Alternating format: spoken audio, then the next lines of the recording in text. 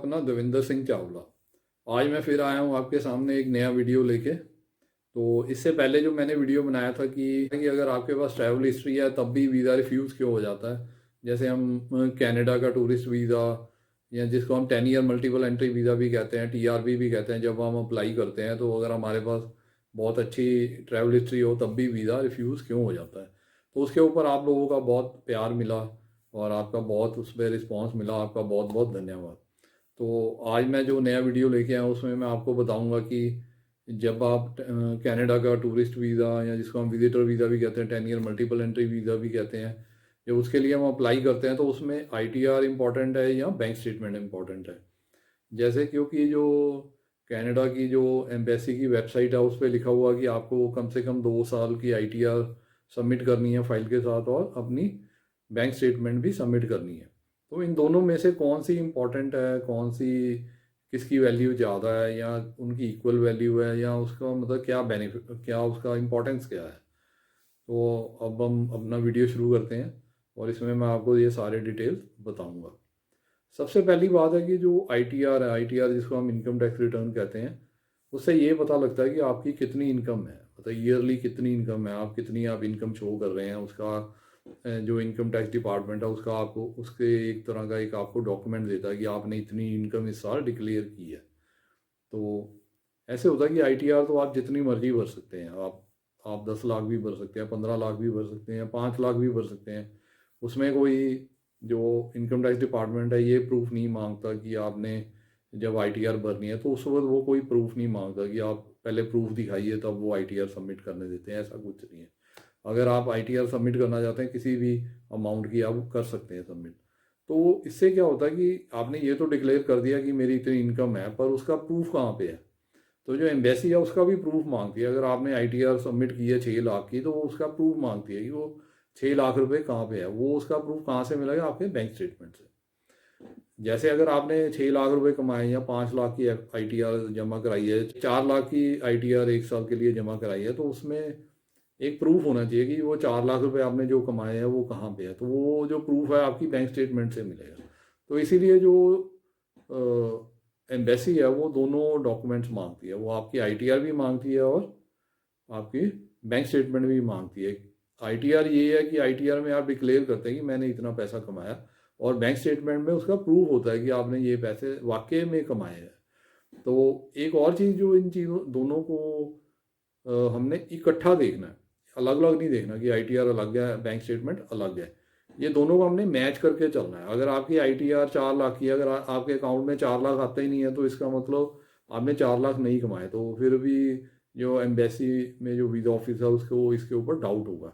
तो वो इसी को क्वेश्चन करेंगे कि अगर आपने 4 लाख की ITR सबमिट की है तो आपके 4 लाख रुपए है कहाँ पे।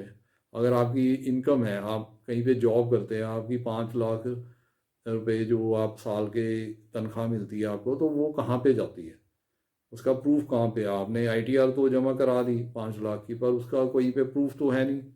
तो उसके लिए वो बैंक स्टेटमेंट को मांगते हैं। वो बैंक स्टेटमेंट भी उतनी इंपॉर्टेंट है जितनी ITR है। तो इस चीज़ को आपने लेके चलना है, इसमें दोनों में बैलेंस बना के आपने चलना है। अगर आपने ITR ज़्यादा दिखाई है और बैंक में आपके उतना बैलेंस नहीं है, उतनी एंट्रीज नहीं है, तो भी आपका काम नहीं चलेगा, आपका वीज़ा रिजेक्ट हो जाएगा। तो जितनी आपकी ITR है उसी हिसाब से आपके बैंक अकाउंट में एंट्रीज होनी चाहिए। अगर आपकी ITR कम है और बैंक अकाउंट में आपने ज़्यादा एंट्रीज दिखाई हुई है तब भी आपको प्रॉब्लम होगी। तब भी आप कैसे प्रूव करेंगे कि ये पैसे कहाँ से आ रहे हैं। तो तब भी वीज़ा ऑफिसर को इस पर डाउट हो जाएगा कि आपने सिर्फ वीज़ा लेने के लिए एक्स्ट्रा पैसे डलवा दिए हैं इसमें। तो इस तरह वो जज करते हैं आपकी प्रोफाइल को। तो अगर आपकी जो इनकम टैक्स रिटर्न ITR जिसको कहते हैं और जो आपकी बैंक स्टेटमेंट है वो दोनों एक दूसरे के साथ मैच कर रही है तो कोई प्रॉब्लम नहीं होगी, आपको वीज़ा इजीली मिल जाएगा। आपकी चाहे ITR बहुत हाई भी नहीं है, अगर आपका बैंक स्टेटमेंट बहुत ज़्यादा भी नहीं है उसमें बैंक बैलेंस, तब भी आपको वीज़ा ग्रांट हो जाएगा अगर आपकी ITR और बैंक स्टेटमेंट मैच करती होगी। तो ये बहुत इंपॉर्टेंट एक चीज़ है जिसको आपको देखना है।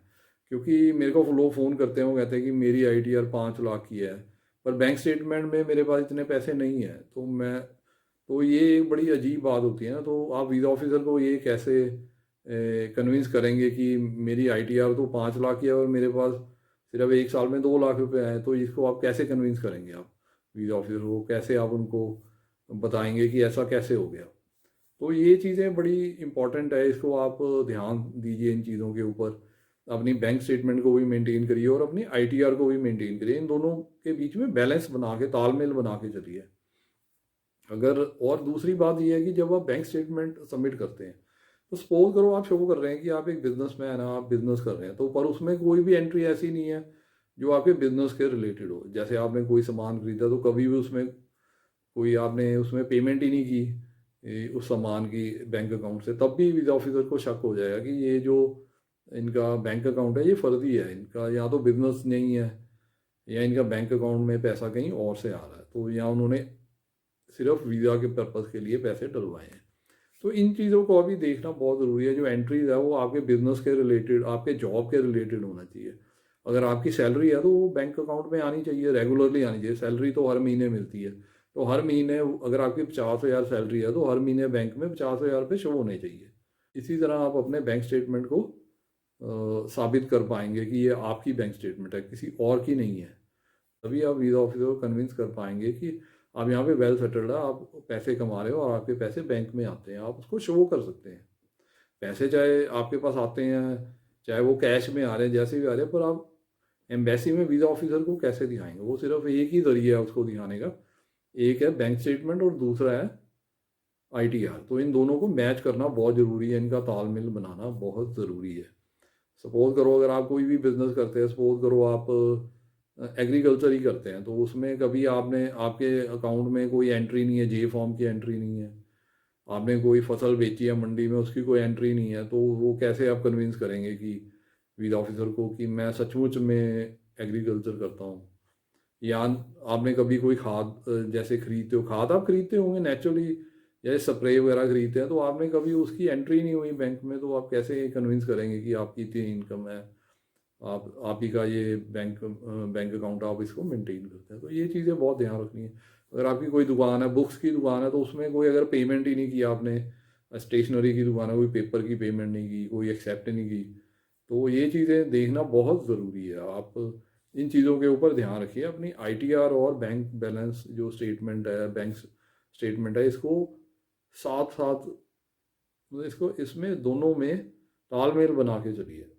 अगर आपकी ITR ज़्यादा तो आपका बैंक बैलेंस भी ज़्यादा होना चाहिए, अगर आपका बैंक बैलेंस कम है तो ITR भी कम होनी चाहिए। वैसे ही इनको इसका तालमेल बनाना बहुत ज़रूरी है। और आप अगर बिजनेस दिखा रहे हैं तो बिजनेस वाली आपकी ITR तो हो जाएगी, और जॉब की है तो जॉब वाली हो जाएगी, पर बैंक स्टेटमेंट में आप कैसे दिखाएंगे कि मैं ये बिज़नेस कर रहा हूँ और ये जॉब कर रहा हूँ? तो वो अगर आप जॉब करते हैं, जॉब वाली आपकी बैंक स्टेटमेंट होनी चाहिए। जैसे हर महीने सैलरी आती है तो बैंक स्टेटमेंट में वो रिफ्लेक्ट होनी चाहिए। अगर आप बिजनेस करते हैं तो बिजनेस वाली आपकी बैंक स्टेटमेंट होनी चाहिए। तो ये था मेरा आज का वीडियो। उम्मीद करता हूँ कि जो मैं आपको समझाना चाह रहा हूँ, जो मैं आपको बताना चाह रहा हूँ, वो आपको समझ आ गई होगी। आपको इस वीडियो से अपने क्वेश्चन का आंसर मिला होगा और आपने कुछ नया भी सीखा होगा, आपको कोई नई बात अभी पता लगी होगी। अगर आपको मेरा वीडियो पसंद आया तो आप अपने फ्रेंड्स, फैमिली मेम्बर और रिलेटिव्स के साथ शेयर कीजिए, ताकि उनको इस वीडियो को फ़ायदा हो सके और उनको भी इस चीज़ का नॉलेज मिल सके। तो अगर आप मेरे वीडियो पे नए हैं तो आप इस चैनल को सब्सक्राइब कर दीजिए और इसके साथ जो बेल आइकॉन आता है उसको आप प्रेस कर दीजिए, ताकि आपको मेरी नई वीडियोस की जो नोटिफिकेशन है और इन्फॉर्मेशन है टाइम टू टाइम मिल सके। इसके बाद मैं आपको बताना चाहता हूँ, जैसे मैं हर अपने वीडियो पे बताता हूँ कि मैंने आपके लिए ये बुक लिखी है, जिसमें मैंने सारे आपको डॉक्यूमेंट्स बताए हुए हैं कि कौन कौन से डॉक्यूमेंट लगाने हैं, और उनका स्पेसिमन भी दिया हुआ है, सैंपल सारा कुछ दिया हुआ है, जिसको आप देख के अपने आप अपनी फाइल बना सकते हैं। किसी एजेंट या कंसल्टेंट के पास जाने की जरूरत नहीं है। इस बुक की कीमत है सिर्फ 450 रुपये, 450 रुपीज़ ओनली, जो आप मुझे पेटीएम या बैंक ट्रांसफ़र से या गूगल पे से भी भेज सकते हैं। और जैसे ही आपकी पेमेंट मुझे मिलेगी तो मैं आपको ये जो बुक है आपको आपके एड्रेस पे कोरियर या रजिस्टर्ड पार्सल के थ्रू भेज दूंगा। इसी तरह एक बुक मैंने ये भी लिखी है, जिसमें मैंने वर्क परमिट के बारे में बताया कि आप कनाडा का वर्क परमिट कैसे ले सकते हैं, कहाँ से जॉब अपनी ढूंढ सकते हैं, कैसे आप जॉब के लिए अप्लाई कर सकते हैं और LMIA के लिए अप्लाई कर सकते हैं। उसके बाद आपने अपना जो फाइल है कैसे बनानी है वर्क परमिट के लिए, कौन कौन से फॉर्म भरने हैं, कौन कौन से डॉक्यूमेंट लगाने हैं और क्या क्या डिटेल्स जो आपको चाहिए पता होना चाहिए, वो इस बुक में सारी दी हुई है। इसकी कीमत भी सिर्फ 450 रुपये है, 450 रुपीज़ ओनली। ये भी आप मुझे गूगल पे या पेटीएम या बैंक ट्रांसफ़र के द्वारा भेज सकते हैं। और मैंने जो पेटीएम और गूगल पे नंबर है नीचे डिस्क्रिप्शन में दिया हुआ, आप वहाँ पे पेमेंट करके मुझे जैसे ही इन्फॉर्म करेंगे मैं आपको आपके एड्रेस पे ये बुक कोरियर या रजिस्टर्ड पार्सल के द्वारा भेज दूंगा। इसके अलावा जो मैं हर वीडियो में ऑफ़र देता हूँ आप लोगों के लिए, आपके बेनिफिट के लिए, कि अगर आप कनाडा की टूरिस्ट वीज़ा की फ़ाइल फ्री ऑफ कॉस्ट बनवाना चाहते हैं तो आप मेरे को कॉन्टैक्ट कर सकते हैं मेरे मोबाइल नंबर पे जो नीचे डिस्क्रिप्शन में दिया हुआ है।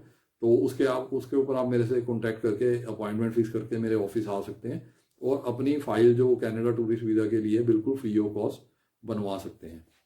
तो ये था मेरा आज का वीडियो। Okay, bye.